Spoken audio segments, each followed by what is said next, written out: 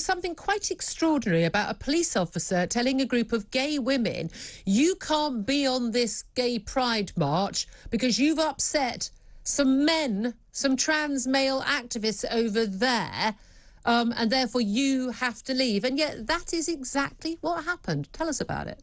Yeah, it's really shocking, isn't it? And it's not surprising that you said at the beginning gay pride, because of course that is originally what it was. It was standing up. It was gay pride. It was standing up against the idea that people needed to be ashamed of being attracted to only people of the same sex, and going out and saying, look, here we are. You can come out and be openly lesbian or gay. Now, this group, Get the L Out, run by Angela Wilde, first made their protest against what Pride had become in 2018, and it was the first actually that many people realised, hang on, lesbians no longer welcome at Pride? What is going on here? And as you point out also, the most shocking thing of all is perhaps that the police, and you can see the recording of the police, somebody said, it must have been theatre. This can't be real police. Oh, yes, it was real police saying, your presence here is causing a confrontation. And therefore, I'm going to ask you to leave. And if necessary, I will use force to do so. So what's extraordinary, who trained the police to think that you should throw lesbians out of a gay pride march? Oh, it's not gay pride anymore. It's, as you say, a pride march, rather than throwing out the people who are aggressively targeting them because they say that lesbians don't like penises. You know, in gay pride, nobody would have needed to carry a sign saying lesbians don't like penises, because everybody knew that, and they would have... This all ties in with one of the reasons why you set up as a co-founder of the LGB Alliance, and this is something, and again, people might, kids listening don't want these words. These are biological words. We're allowed to use them. This is this bizarre idea that a lesbian, a woman who is sexually attracted to other women, that's what the word means, is transphobic if she, and yes, we use the word she, if she refuses to have sexual relations or have a romantic relationship with a trans woman, i.e. a man who may well be completely, fully intact with all his bits and bobs, and therefore be, a man. But a woman, I mean, we see this on dating websites, we see this again and again. People think this is just a figment of people's imagination. It is not.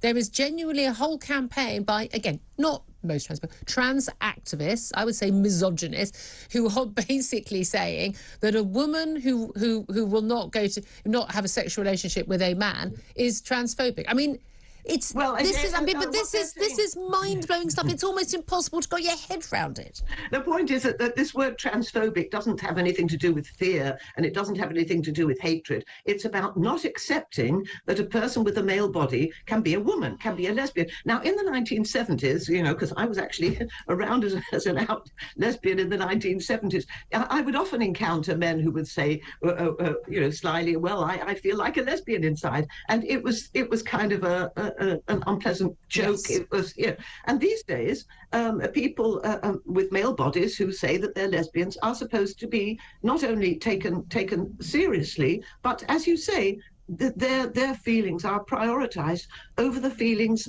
of actual lesbians. And we are actually, I might have to mention that LGB Alliance is being taken to court from the 9th to the 16th as the only charity in the registered charity in England and Wales that represents exclusively people who are attracted to others of the same sex, which is what gay pride was once about. We are being in court because we're being challenged. Our charitable status is being challenged because we stand up for the rights of people to say same sex attracted and not same gender. And this is really quite a shocking thing. But we do need to find out who has been training the police to side with those who dislike and who hate lesbians for asserting that they're attracted to people of the same sex, not gender. Yeah. Who is training the police to do that? Well, that's the thing, and there is this big worry, isn't it? And we've seen instances where some, women campaigners have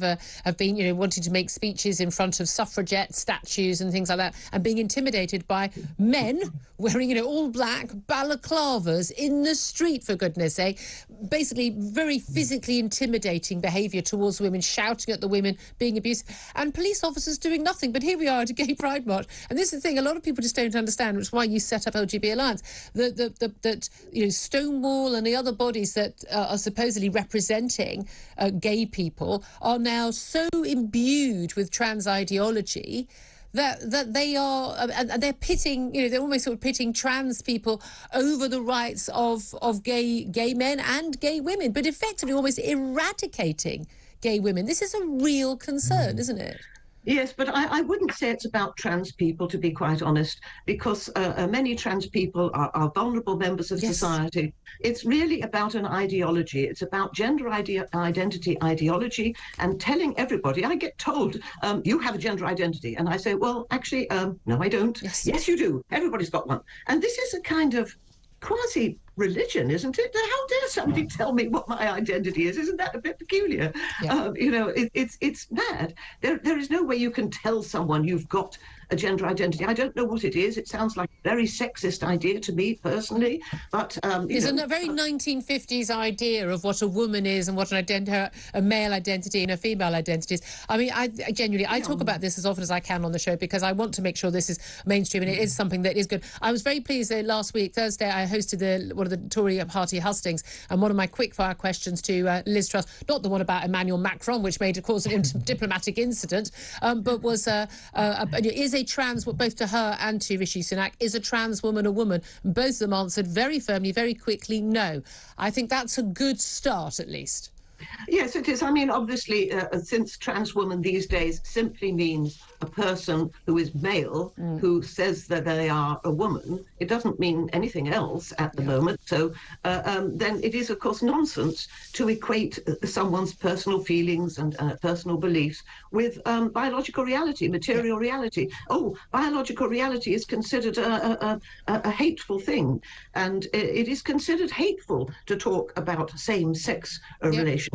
It's got to be gender, but it is not hateful. There is nothing hateful about saying, as I said when at the first demonstration of the Gay Liberation Front in 1970, when I was the spokesperson, it's important to know that we are not ashamed to be homosexual, and it's pretty idiotic that I have to say that again. Absolutely.